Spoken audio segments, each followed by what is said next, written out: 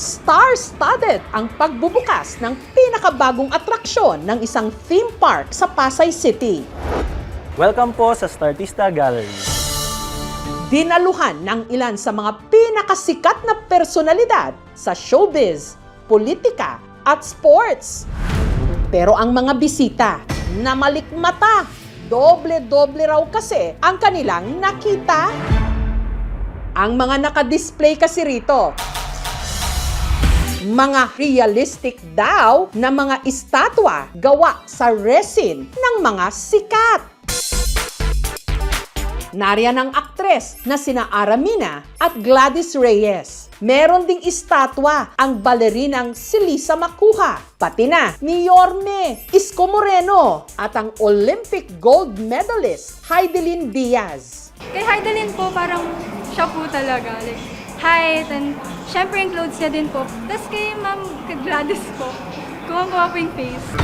Pero may ilan hindi napigilang magtanong ng statue sa estatwa ng ilang celebrities.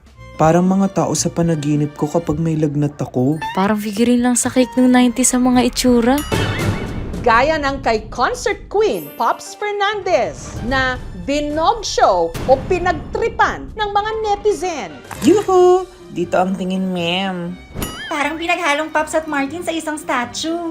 Pati nga si Pops mismo na pa-react. Sana ganito man lang.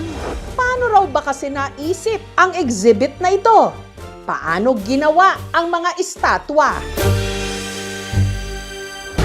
Ang mga sagot sa mga tanong na yan, diretsuhin na natin sa isa sa gumawa ng mga resin statues, ang life-size art fabricator na si Jerry Santos. Ganitong klase ng trabaho ang ginagawa namin for 15 years na. Karamihan sa kanilang mga obra, life-size characters mula sa sikat na series, pelikula at online games.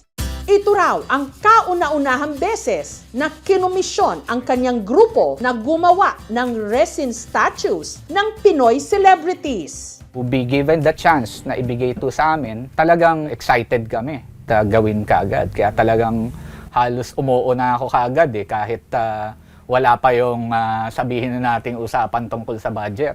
Inabot daw sila Jerry ng 4 na buwan sa paggawa ng mga estatwa. Una munang kinuhana ng 3D scan ang kanilang mga modelo. Kasama po yung ibang members ng aking team para sukatan yung artist para sa size ng kanilang katawan.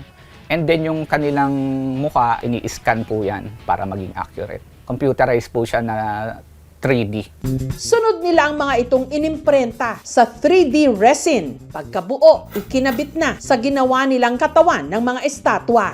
Papadala na po natin yan sa ating artist. From there, ipipaint na po nila yan. Yung painting, usually it takes about 1 week para matapos.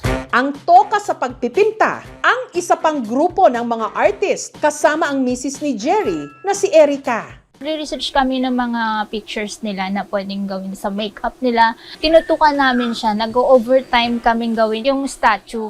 At ang pinakamahirap daw gayahin, ang kilay at mata. Yun yung nagbibigay ng buhay talaga para talagang maging kamukha talaga siya.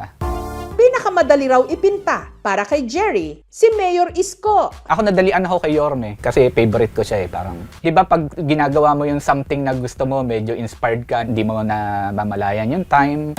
Pinakanahirapan naman daw sila sa estatwa ni Heidelin Diaz. Siya may pinakakakaibang katawan sa lahat. So ilang beses kami nag-trial and error para makakuha namin yung kanyang katawan. Ang pinakapaborito naman daw niya ang kay Richard Gomez. Gandang-ganda rin ako sa naging kinalabasan kay Richard Gomez, Efren Bata Reyes, saka si Django. Pero pag-aamin ni Jerry, hindi 100% na nagagaya ang kanilang mga modelo. Lalo na pagdating sa kanilang height o tangkad. Kasi meron pa siyang sapatos, minsan meron siyang heels, kaya yung iba mas tumatangkad pa compared sa actual height nila.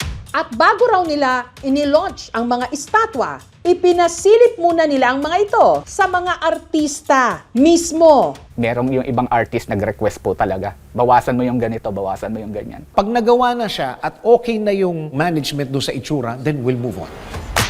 Pero ang hindi nila inasahan, ang sangkatuta na pambabash, Lagyan na lang ng mga pangalan para makilala. lalo na sa estatwa ni Pops Fernandez. Namanas na, Pops. Okay lang naman po sa amin ang mga kritisismo, lalo na't alam naman po namin na hindi naman po perfect ang gawa namin. Out of 24 na statues, merong isa nagkaroon ng konting problema sa mata. Do you think that's bad? Pwede naman po namin ayusin yun. Sana lang po sa mga comments, be nice lang po. Comparison will always be there. Hindi man Madam Tusod yan. Doon sa mga nagbabash, please visit us. Kasi iba po talaga ang itsura when you're looking at them face to face. Hindi siya na-rush. We could do better kung merong mas mahabang time. Dahil sa mga natanggap na puna sa estatwa ni Pops Fernandez at ng ilang personalidad, nagdesisyon si Jerry at ang pamunuan ng theme park na i-pull out muna ang mga ito sa gallery. Hinihintay daw nila ngayon ang approval ni Pops Fernandez na nasa Amerika sa linggong ito bago nila ayusin at ibalik sa pagkakadisplay ang estatwa nito. Samantala, ang ilang mga model celebrities o artista katulad ni Gladys Reyes, Aramina, Maui Taylor at Michael Flores, naka face-to-face na ang kanilang mga estatwa. May mga ginagawa pa po na statue as we speak now. Marami pa po, may mga presidente ng Pilipinas, may mga bayani po, may mga interesting personalities po na nagbigay ng karangalan sa Pilipinas. The management's way of telling the Filipino people na ang bawat athlete, bawat artista, bawat interesting personalities, may mga kwento. Para sa mga artist, normal minsan yung kinikriticize yung work nyo. Ang advice ko is just do your best. Pag may nagsabing hindi maganda, wag nating disregard para po ma-improve yung work natin. Ang tunay na obra, hindi lang sinusukat sa dami ng papuri, kundi sa tapang na tanggapin ang puna at paghusayin pa ang susunod na likha.